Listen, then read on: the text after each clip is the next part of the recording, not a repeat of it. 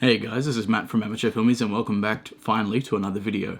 So it's coming up on about 2 weeks since we posted our last video. Unfortunately, we did have to deal with a bit of a family emergency, but everything's all good now. Sarah's dad is on the mend, and we should be back to doing videos hopefully once a week. So yeah, we apologise for the delay.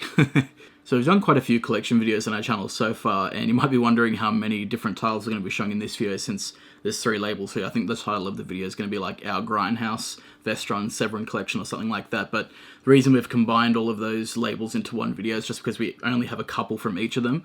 I think I said it in a previous video, but we just wanted to talk about these titles anyway because we find them really interesting, and yeah, we just haven't had the chance to expand upon them, although they are labels that we do want to get more of in the future. But yeah, so hope you enjoy. Let's get into the overview.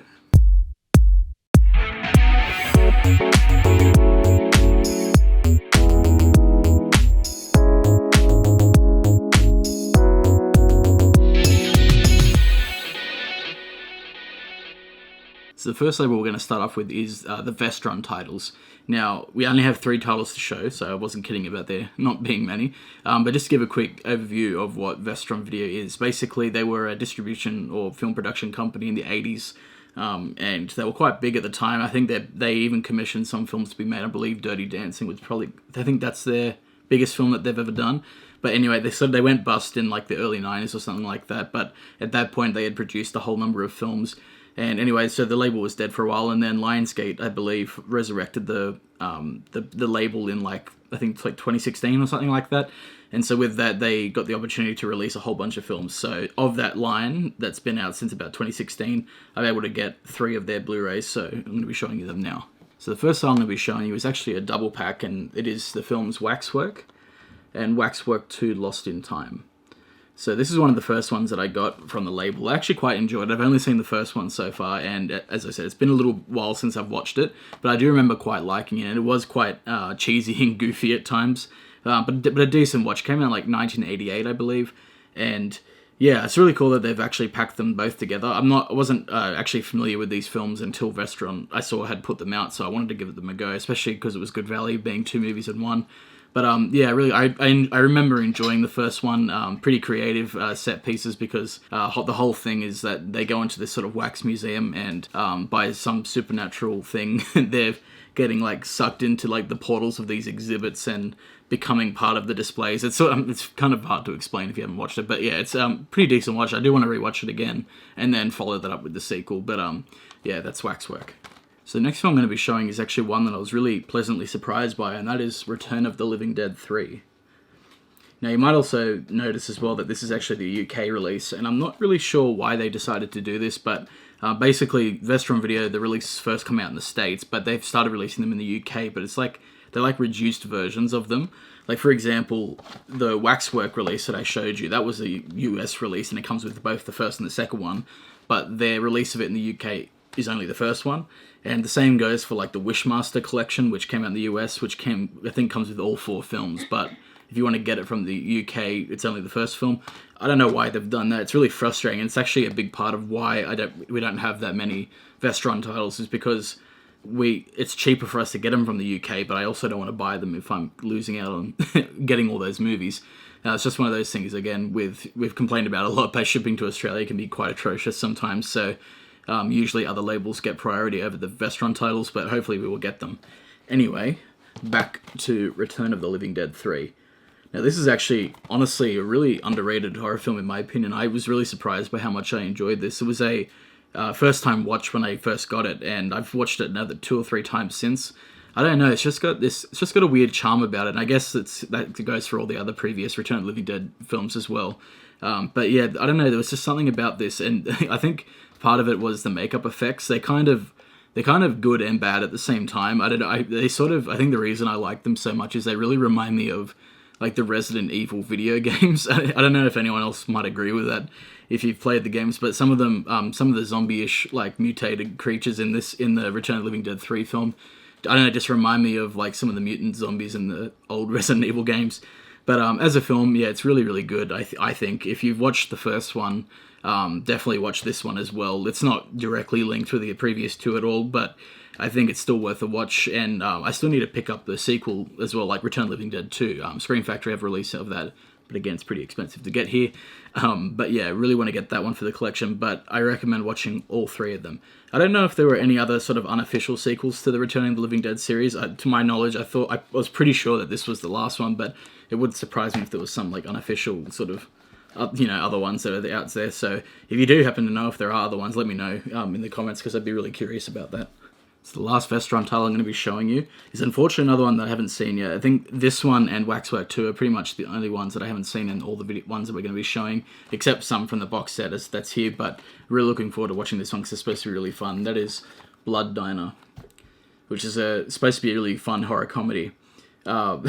Sort of in the name, but basically it's about these people who are operating a diner, and apparently they serve up lots of delicious meals made from human flesh. So kind of reminds me a little bit of Motel Hell in that aspect again, but again, I haven't seen it, so I don't know if the parallels between the 2 films are that strong. But I'm really looking forward to watching this one. I don't know if there's any actors in this that I would know. I'm sure they would be, but as I said, I haven't seen it yet. So I was going to watch it in time for the video, but I ended up rewatching some other stuff. But yeah, definitely going to be watching this one soon. So those were the last of the Vestron titles. Really, as I said, I really want to get some more of those. I don't know why they seem to be quite expensive, and that's not even including just the shipping costs. For some reason, I don't know if it's just like weird Amazon pricing, but they seem to be like really expensive. But some of the other ones that I want to get include Shopping Mall, the Warlock Collection, Wishmaster Collection. I've got the list up here, I'm trying to remember. The Gate, I've heard the Gate's supposed to be really fun as well. Oh, and Beyond Reanimator and Dagon. I want to get all of those at some point, especially Beyond Reanimator. I've been wanting to watch that for a long time since I love the first 2. But yeah, hopefully, maybe one day. So the next company that we're going to be looking at is Severin Films, of which we only have 3 titles again, but one of them is a box set.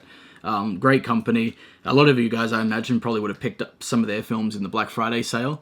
Unfortunately, we didn't get the opportunity to do that, mostly because a lot of the films that I was interested in grabbing from them came out in the last 6 months, which meant that they actually weren't discounted for Black Friday. That was part of the reason why I didn't go for it this time. But probably the next sale will be when I get some more. But I was really happy with what I got here. So I'll get into the first one. There are a few films in the ones coming up that I will have to cover just because they're a little bit graphic. The first one is one of these. First one we have here from Severin Films is Eaten Alive. I apologize for not being able to show that cover art, but it is what it is. Now, this one is probably one of the more famous cannibal films, Italian cannibal films from the 70s and 80s. Came out in 1980, I believe, actually, and I believe I said in the 88 films collection video I did, I'm a pretty big fan of the Italian cannibal films, flaws and all. I think they're a really interesting set of like subgenre of horror films, and yeah, I don't know, there's something about them that I really like. But yeah, this one I would say is probably in my top 5, although it is one, again, that I do need to rewatch, because last time I watched this was probably about a year and a half ago, but it is quite good. I think one of the aspects of it that I liked a lot was it was dealing with like a cult aspect in it. There's like a cult leader that was part of the plot, and I thought that was quite interesting as well. But yeah, pretty decent film, again. As I say with a lot of the titles that I show in our videos, definitely not for everyone, but if you are trying to get into that sort of subgenre of horror films, the Italian cannibal films, this is definitely not one to skip out on, because it is one of the better ones, and it is directed by Umberto Lenzi, so he's also known for obviously he's known for a whole bunch of films, but he also did a handful of the cannibal films as well, so not one to skip if you're, as I said, trying to get into those films. So the next film by Severin that we're going to be showing is the film Threads, which is basically a docudrama film shot like a documentary, but I just want to point out this lenticular slipcover. Just looks great. I'm going to try and get this on camera. So there's the city. You tilt it, and it's up in flames. Pretty insane. It's probably my best slipcover I own, actually. It's so sick. But yeah, Sarah and I watched this a couple of nights ago, actually, and damn, what a absolutely haunting, harrowing experience. Really makes you think a lot about a whole bunch of stuff. It's hard to really put into words the experience. I don't know. Sarah, what did you think? I loved it. I thought it was so dark. Yeah, it's just really, really brutal. It's really depressing as well. Bleak. Yeah, very bleak. That's a good word. Yeah, very bleak. I definitely recommend it. It's a fantastic film. It's just you have to sort of be in the mood to watch some really depressing shit. I don't know if I'm selling it or not, but it honestly is really great. It looks at what would happen if a nuclear bomb had hit England, and just sort of looks into the lives of these people, so like certain individuals pre-bomb and after bomb. It's such a, yeah, I don't know. I can't really explain it beyond that. I would seek it out, but be prepared for some really disturbing stuff. Some graphic imagery as well. Yeah, really graphic imagery as well in some parts, absolutely. So the last title from Severin that we're going to be showing is a box set, as I mentioned before. And what a box set this is. This is the Blood Island Collection. When I saw the artwork, I'm like, I don't even care what about the movies. I just want that box set. That's how sick it looks. But I have watched a couple of the films. I've watched the first two. And the films that come inside it are Terror is a Man, Brides of Blood, Mad Doctor of Blood Island, and Beast of Blood. Yeah, as I said, I've watched the first two. So the first one that I watched was Terror is a Man, which I think came out like 1959 or something like that. And it's a black and white horror film. Really, I actually quite liked it. It's actually a well constructed film, and I definitely recommend it beyond the sort of more exploitative elements or like, you know, brutal elements that the other films are sort of known for. This one's sort of it's a lot more tame than you would expect based on the cover of the box set, but a really solid horror film, and I would highly recommend that one.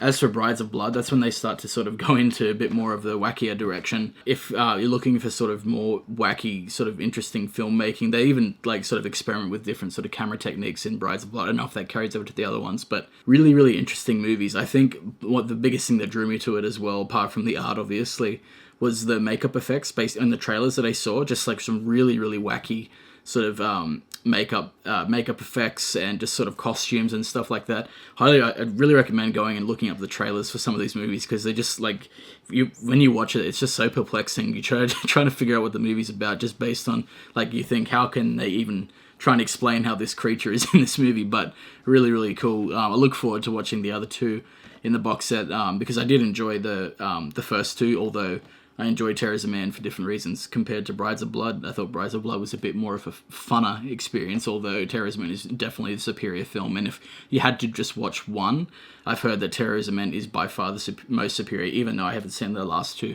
That seems to be the consensus online. So highly recommend Terror is a Man, and probably check out the other ones as well if you're into that sort of thing. So that's all for the 7 films that we have to show. Really fantastic company. I really like their releases. So the final company that we're going to be exploring in today's video is Grindhouse Releasing. Now, these guys are a fantastic company. They don't have many releases, actually. We've actually got 5 to show, and I'll go straight into it. The first one we're going to be showing is Pieces, which I rewatched today, actually, knowing that I was going to be doing this video, because it had been a while. What a film.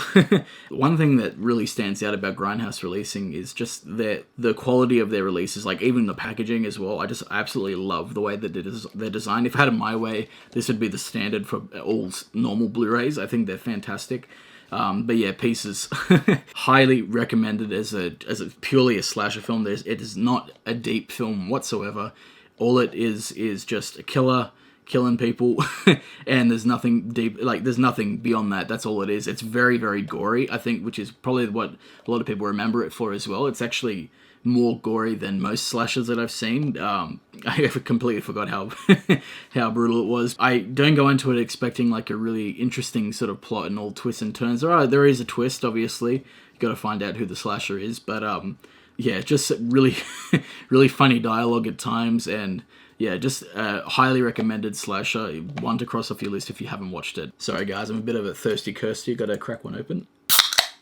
Hopefully that didn't wreck your eardrums. So the next film I'm going to be showing is the first of 2 Lucio Fulci films, and that is Cat in the Brain. Interesting story with this one, actually. So I got this quite a while ago, and I remember about a year ago, I wanted to watch it. So put in the Blu-ray, and it got to the main menu, and it just, when you get to the main menu, you got press play, scene selection, extras, all that stuff. Just none of that appeared. It was just like I had the backdrop playing which was, I believe, was like piano music and just nothing to select from. So it obviously gotten like a defective Blu-ray somehow. So I was a bit annoyed about it because, you know, it took a while to get in, and, you know, it was a US release, so I'm just a bit bummed out about that. So I just messaged the Grindhouse Releasing email and just asking, hey, is there any way, how would I go about getting a replacement disc? I need a whole new copy. I just want the Blu-ray, so I just want to watch it. I hope I'm not saying his name, but Bob Morawski, I think, who's actually one of the co-founders of the company, actually got back to me, and he got a replacement Blu-ray straight out to my house free of charge, and it was, yeah, really, really awesome of him. I was so happy that he organized that, and I finally got to watch the movie. Movie's not good, but, you know, it's Lucio Fulci, you know what to expect. This one, I think, is one of the sort of, it's, a lot of people know this film, if you like, you know, those who are familiar with Lucio Fulci's filmography, but I think it was a little bit of a low effort, you know, production by him. It's more of like he recycled a lot of films from his older stuff, a lot of scenes from his older films into this one, which is part of the plot, which is basically, because if you didn't know, Cat in the Brain is actually based on Lucio Fulci himself. He actually plays himself in the film, and basically the whole idea is that he's slowly going mad from shooting so many violent films. So they made up the runtime by showing a lot of clips from his older movies, which I thought was a bit tacky. If you just want to watch just like just a gore fest and see some sort of highlight stuff, like, you know, some of the highlighted scenes from his previous works, then I guess you could give this a try. But if you're looking for like something a bit more original and fleshed out, because the idea of the story is quite cool. I actually really like the idea of the film, you know, Lucio Fulci gone mad filming the films he does, but it's unfortunately not that great, so not really super recommended. But I guess if you're trying to cross up the Fulci films, yeah, go for it. I mentioned before that Umberto Lenzi had done a few other cannibal films, and this is one of them. I apologize for the cover; it is a bit sleazy, but this is Cannibal Ferox. Again, rewatched this one today as well, along with Pieces. Really, if you haven't already, I would definitely go over to Horror Hand's channel. He actually did a review of this film, which I agreed with a lot of his thoughts on the film, and he's got an excellent channel anyway. So highly recommend going over to his channel and checking it out. I'll put a link to his channel in the description.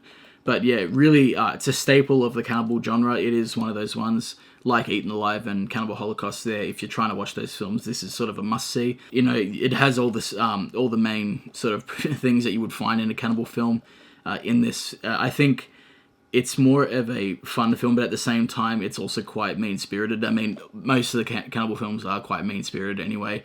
And I'm sure a lot of you who are familiar with the subgenre know, they do have some animal cruelty scenes in a lot of their films, which I absolutely hate. I really don't like that they've included those. Unfortunately, it's just part of the history with those films. It was just something that was included, but particularly in this film, I don't like it. I think it's really, really in bad taste.